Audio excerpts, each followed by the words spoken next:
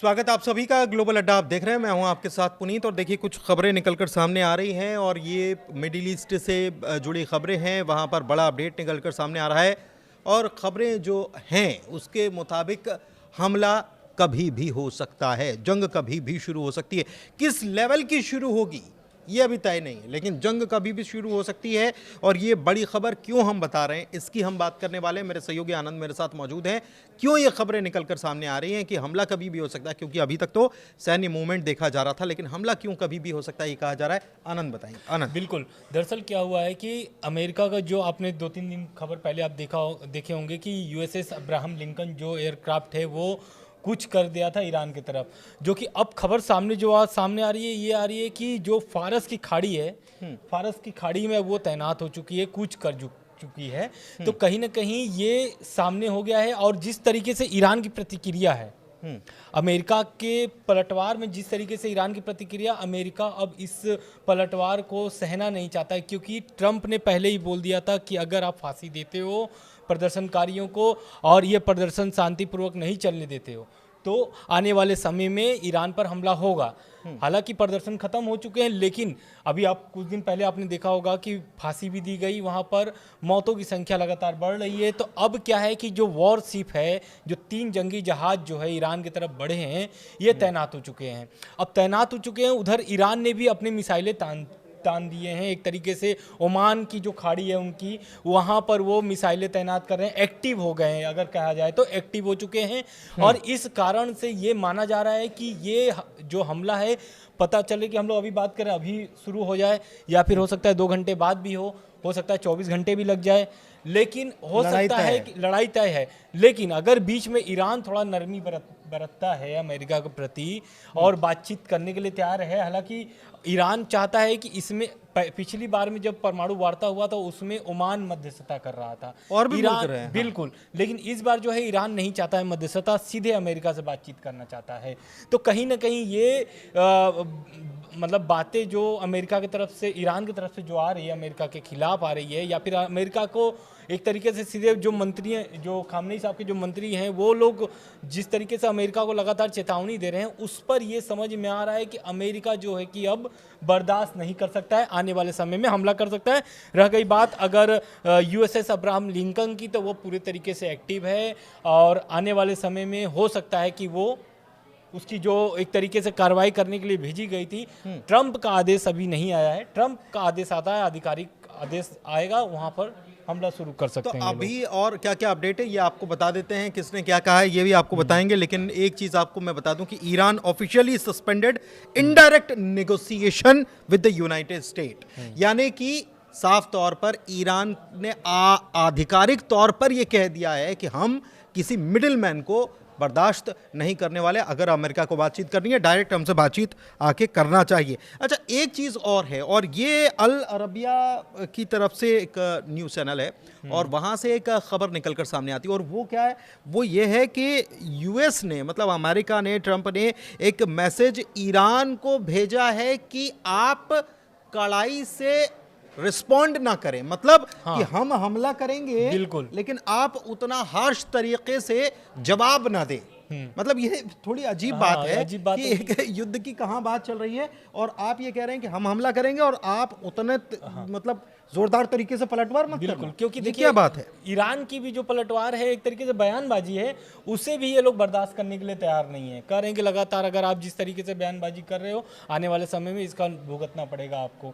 तो कहीं ना कहीं ये समझ में आ रहा है कि हमला जो है अमेरिका करने वाला है। जिस तरीके से अभी आपने बताया कि वो कह रहे हैं कि हम हमला करेंगे, लेकिन उसका जवाब जो है आपको जोर तरीके से नहीं देना है। हाँ, जोरदार तरीके से अगर आप देते हैं तो उसका जवाब और पुरजोर मिलेगा। हाँ। एक पश्चिमी मीडिया की सोर्स के हवाले से कहा रहा है कि पश्चिमी मीडिया के जो सोर्स हैं वो क्या कहते हैं, वो उनका एक सटीक अनुमान क्या कहता है। एक तरीके से अमेरिका का जो सटीक हमला, मतलब हमला एक तरीके से तैयार, जो एक तरीके से बोलते कि युद्ध का जो मैदान तैयार किया है, वो मैदान जो तैयार हुआ है, वो सोर्सेस कह रहे हैं कि अगर अमेरिका एक्टिविटी यहाँ पर अपना शुरू करता है, हमले के लिए यानी तैयारी शुरू करती है यूएसएस अब्राहम लिंकन के तौर पर, तो इसमें कौन कौन से निशाने बन सकते हैं, कौन कौन से चीजें मतलब खराब हो सकती है, क्या क्या नुकसान सहना पड़ सकता है ईरान को, ये सोर्सेस के अनुमान से सामने आया है। तो उसमें पहला ये है कि खामनेई साहब उनको अच्छा। ये खामनेई साहब को टारगेट करना चाहते हैं।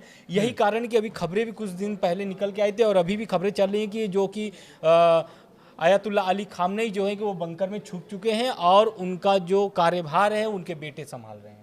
इस तरीके की भी खबरें सामने आ रही है। वहीं दूसरी सोर्स में ये भी कहा जा रहा है कि अमेरिका खामनेई साहब के बाद फिर टारगेट करेगा तो उनके वो नेताओं को जो दमनकारी में, यानी कि जो प्रदर्शनकारियों में रिजीम चेंज करना है। कुल मिलाकर कहानी है कि रिजीम चेंज करना है। एक और खबर अभी अभी निकल कर आ रही है, वो बता देता हूँ कि अमेरिकी राष्ट्रपति जो हैं वो ये कह रहे हैं कि एक बड़ा सा लार्ज वॉरशिप जो है वो पहुँच रहा है, ईरान की तरफ जा रहा है और हम उम्मीद करते हैं कि इसका इस्तेमाल ना हो। लेकिन जब ट्रंप ये बात कह रहे होते हैं तो तैयारी पूरी हो चुकी होती है, क्योंकि खबर ये आ रही है कि ब्लूप्रिंट तैयार। अच्छा, एक चीज़ और है कि और जानकारियां जो निकलकर सामने आ रही है वो ये आ रही है कि एक तरफ अमेरिका ने ये कहा कि हम अगर हमला करें तो जोरदार जवाब मत देना। ईरान ने साफ मना कर दिया, भाई इस मामले में कोई मतलब आप गुंजाइश की बात तो करो ही मत।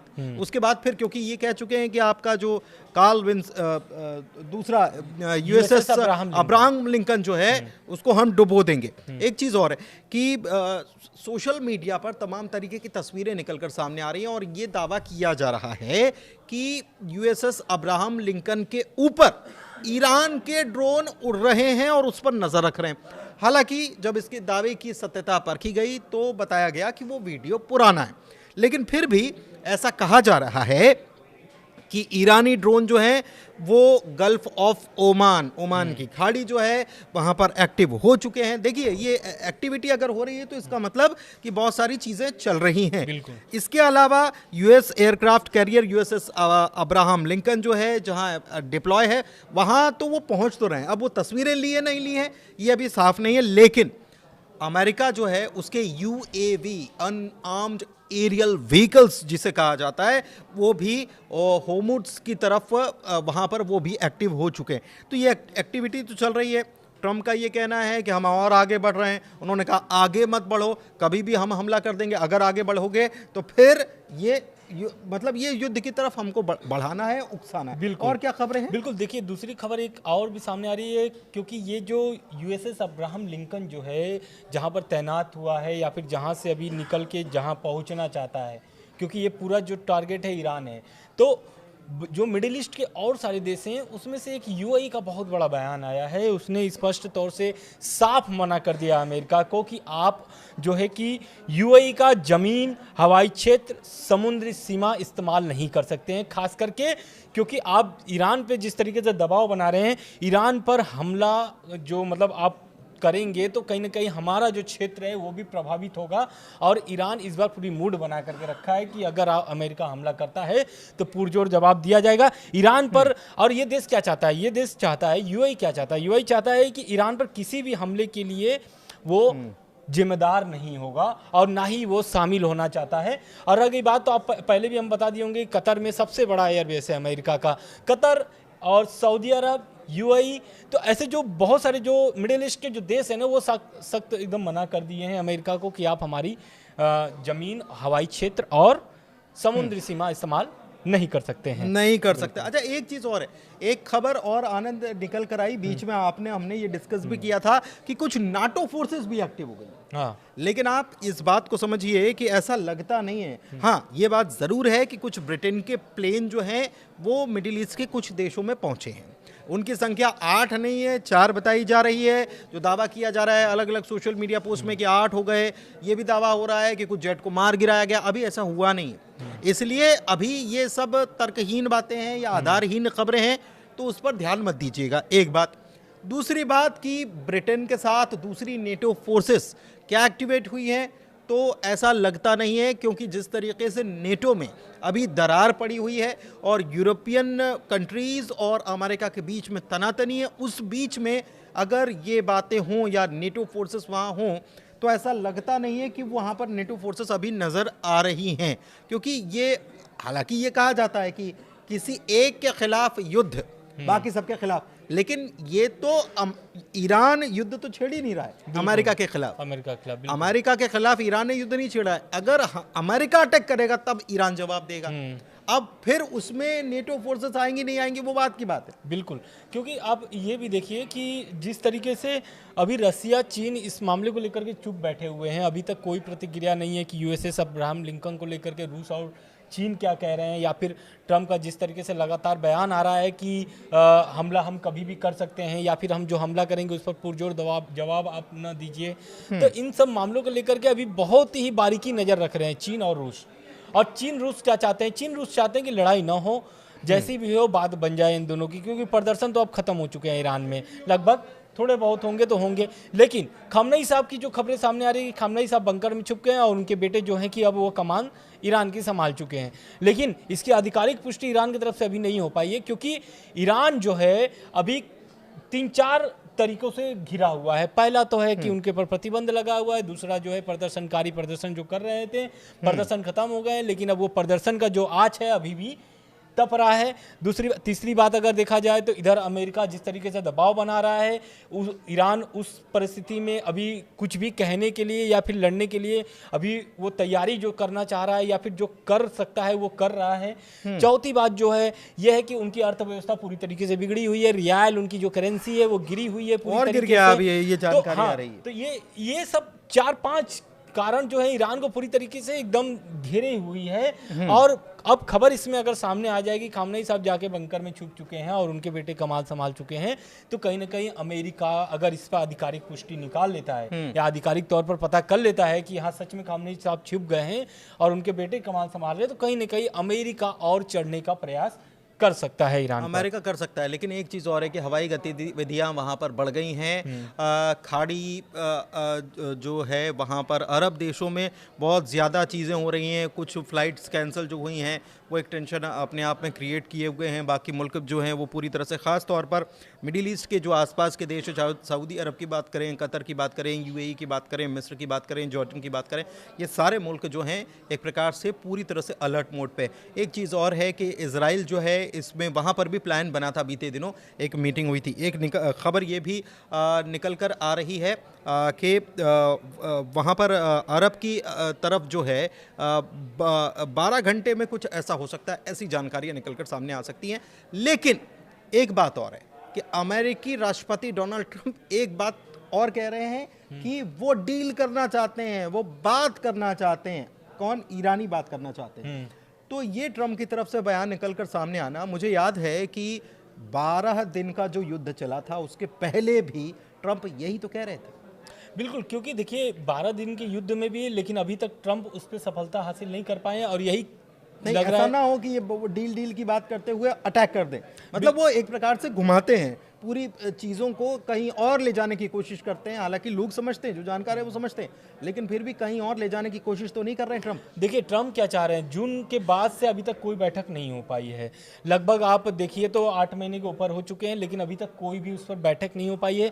और ट्रंप यही कारण है कि वो लगातार दबाव बना रहे हैं। प्रदर्शन एक ऐसा, मतलब उनको एक मौका मिल गया, क्योंकि ईरान की तरफ से जो बातचीत खत्म हो गई थी, लेकिन अब ट्रंप को जो है कि ये इस प्रदर्शन से मजबूती मिल गई और प्रदर्शन तो खत्म हो गए, लेकिन अब जिस तरीके से ट्रंप लगातार दबाव बना रहे हैं, यही चाहते हैं वो, अगर युद्ध हो भी गया, हमला अगर अमेरिका कर भी दिया, तो हमला अब उसी शर्त पे ये रोकेंगे कि परमाणु वार्ता जो है कि आप सफल करिए। क्योंकि ट्रंप जो है अब लगातार, मतलब देखिए डील, ये आप इशारा जो कर रहे हैं मैं समझ गया कि आनंद ये कहना चाहते हैं कि अगर वो, मतलब एक तरफ डील की बात कर रहे हैं, दूसरी तरफ हमला होने की बात भी हो रही है कि हमारा बहुत जल्दी हम उसका इस्तेमाल न करें, हम उम्मीद करते हैं उसका इस्तेमाल न करें, हमारा वो जहाजी बेड़ा जा रहा है। तीसरी तरफ ट्रंप क्या कह रहे हैं? तीसरी तरफ ट्रंप ये कह रहे हैं कि हम अटैक करेंगे तो जवाब वैसे मत देना।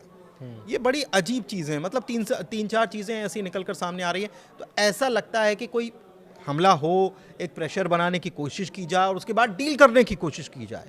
लेकिन क्या ऐसा होगा, ये तो आने वाला वक्त ही बताएगा। और आने वाले कुछ घंटे बड़े ज़्यादा क्रूशियल हैं। इसमें या तो डील होगी या बड़ा हमला हो सकता है। नज़र हमारी बनी हुई है, आपकी भी नज़र बनी हुई है। बिल्कुल, एक और जानकारी है जो मैंने अभी स्टार्टिंग में भी बोला था कि खामनेई साहब बंकर में छुप गए हैं और उनके बेटे जो हैं कि कमाल संभाल रहे हैं ईरान का। लेकिन उसमें एक और खबर सामने जोड़ना चाहते हैं, क्योंकि ये जो खामनेई साहब जो एक तरीके से नया जो लीडर चुनेगा अगर ईरान, तो इसके लिए एक बहुत ही कानूनी उनका एक संवैधानिक तौर से चुना जाता है, और वो एक प्रक्रिया ईरान के संविधान में, ईरान के जो संविधान कहता है कि 88 कट्टरपंथी मौलवी जो होते हैं वो असेंबली ऑफ एक्सपर्ट्स ही नया लीडर्स चुनते हैं ईरान को।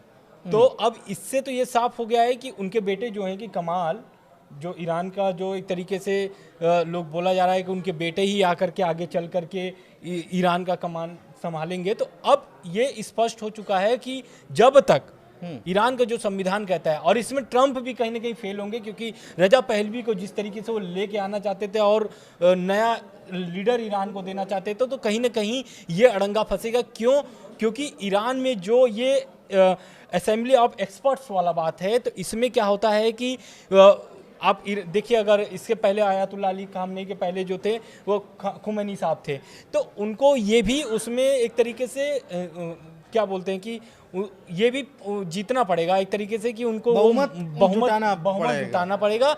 दूसरा बात ये भी है कि आप उस तरीके से धर्मगुरु के छवि, जो धर्मगुरु की छवि होती है, क्या आप उस तरीके से प्रकट कर पाएंगे, मतलब सामने रख पाएंगे लोगों को? लगता नहीं है। देखिए, वो दरअसल रिजीम चेंज करने का मतलब ये है कि पूरी सत्ता बदल देना, पूरा सिस्टम बदल देना, इस्लामिक रिपब्लिक ऑफ ईरान को ही बदल देना, और ईरान को वो ईरान बनाना जो 1979 के पहले का था। क्या आसान है क्या ये?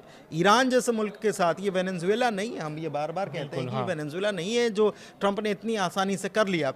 ईरान भी यही कह रहा है। खामनेई साहब को सुरक्षित रखना भी एक बहुत इंपॉर्टेंट चीजें हैं अगर देखा जाए तो, सुरक्षा के दृष्टिकोण से। इतने हमले होने के बाद भी अभी भी आईआरजीसी के समर्थन में खामनेई साहब के समर्थन में अभी भी आईआरजीसी है, और उनके नेतृत्व में अभी तक चल रही है। जितने भी आप प्रदर्शन देख लीजिए या फिर हमले देख लीजिए, तो कहीं ना कहीं सेना का भूमिका बहुत होती है, और सेना अभी जो है खामनेई साहब के साथ खड़ा हुआ है। बिल्कुल सर, खामनेई साहब के साथ खड़ा हुआ है। तो कुल मिलाकर के आने वाले कुछ घंटे बड़े क्रूशियल, या तो डील हो गई या फिर युद्ध की तरफ मिडिल ईस्ट बढ़ सकता है, अमेरिका इसकी तरफ कदम बढ़ा सकता है। क्या होगा, नजर हमारी आपकी दोनों की बनी हुई अपडेट सबसे पहले आप तक पहुंचाएंगे। फिलहाल के लिए इस वीडियो में इतना ही। बहुत शुक्रिया। चर्चा कैसी लगी जरूर बताइए। ग्लोबल अड्डा को प्यार देते रहिए। धन्यवाद।